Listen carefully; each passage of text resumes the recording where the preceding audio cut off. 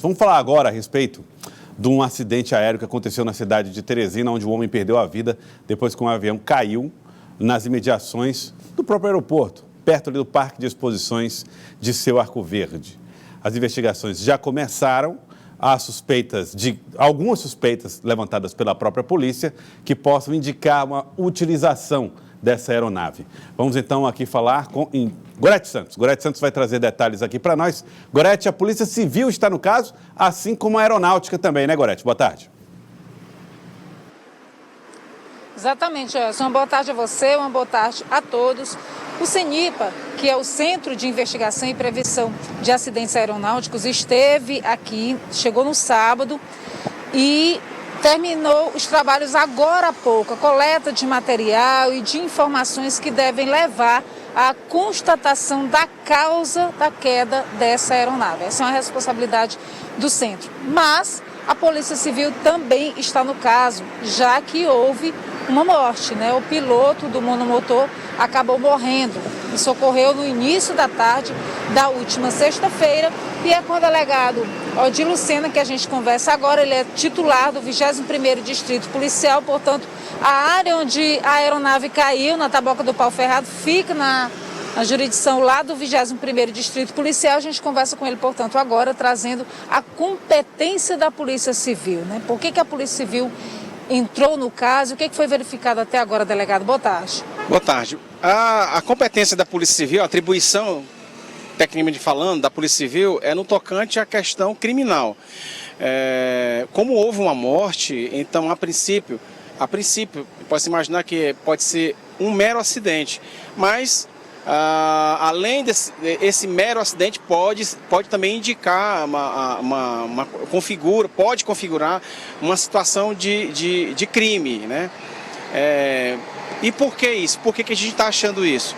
Uma série de atitudes tomadas tanto pelo piloto como pelo dono da aeronave, que são procedimentos, né, fora da habitualidade, fora da legislação aeronáutica, que denotam, né, que é uma aeronave que foi retirada da maneira que foi retirada, da maneira que foi conduzida, comprada, retirada, sem autorização, sem certificação de voo, com o certificado de aeronavegabilidade cancelado, enfim. E houve algumas tratativas por parte, principalmente do dono, né, indicando que ele quisesse algum tipo de regularização, mas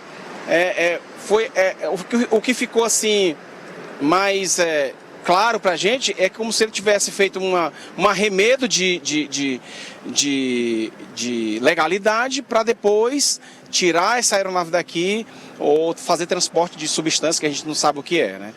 Então, quais seriam as hipóteses, delegado? Que a gente observa, o piloto não é daqui, né, do estado do Pará, o dono da aeronave também não tinha autorização para decolar. Quais seriam as suspeitas da polícia? Já se tem algumas hipóteses da utilização dessa aeronave? Olha, a aeronave foi comprada do dono do aeródromo há aproximadamente 7 meses. E na quinta-feira, o próprio dono entrou em contato com o aeródromo dizendo que um piloto dele, uma pessoa dele, iria e verificar a questão da aeronave, né? A questão de motor, essas coisas todas, a questão técnica.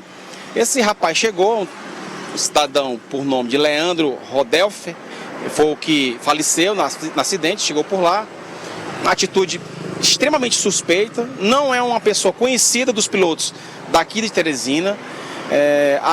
Tivemos a informação também que ele fez o PP, que é o curso de piloto privado, na cidade de Juiz de Fora, tentou fazer o PC, que é o piloto comercial, em outra localidade. Parece que, salvo engano, ele voou aproximadamente 20 horas. Segundo as informações, o piloto, a técnica dele era muito falha, muito principiante, vamos dizer assim, de um principiante. Então, essa aeronave foi liberada por esse sujeito, pelo dono. Esse rapaz veio até aqui, foi até o aeródromo, atitude totalmente suspeita. Na sexta-feira, o dia do acidente, ele falou que ia ligar os motores para verificar essa coisa toda e tal. Pegou o avião e simplesmente voou, sem autorização. A sorte que o aeródromo ainda fez 2 certificados, colocando praticamente, juridicamente falando, colocando a responsabilidade de qualquer ato que acontecesse ali naquele lugar sobre o piloto. O piloto falsificou a assinatura durante essa tratativa deles, do aeródromo com ele. Ele simplesmente pegou o avião e voou. Eu fui da FAB, eu tenho um pouco de noção de voo, né? E segundo o próprio piloto, o próprio dono do aeródromo, ele deu uma guinada num bico, vamos dizer que a gente chama assim, na aeronave, um hip muito acentuado, que ficou a aeronave, uma aeronave velha, tem mais de 50 anos de idade, e com esse hip a aeronave perdeu o controle, provavelmente tem entrado em parafuso e adentrou no chão, nesse terreno aqui próximo daqui da gente, de nós, praticamente num ângulo praticamente perpendicular, tanto é que não quebrou muitas árvores, né? Porque ele entrou praticamente em faca dentro do chão, né? No chão. Preliminarmente, né, não terminou as investigações ainda, mas preliminarmente tudo indica que houve falha humana grave, tosca. E porque o avião ainda funcionava, o ex-dono mantinha o avião ainda em funcionamento e, infelizmente, veio acontecer isso. O Joyce tem uma pergunta para o senhor. Pois não, Joyce? Delegado, aí, aproveitando até a experiência que o senhor já tem na Força Aérea Brasileira, queria saber do senhor, existe uma expressão que eles costumam usar, que é de entrar ou cair voando, que seria acelerando, com o motor funcionando. Por que o senhor acredita que isso não tenha acontecido nesse acidente? Por que a suspeita primeira é de que teria sido um acidente com o motor parado? Isso seria a pergunta.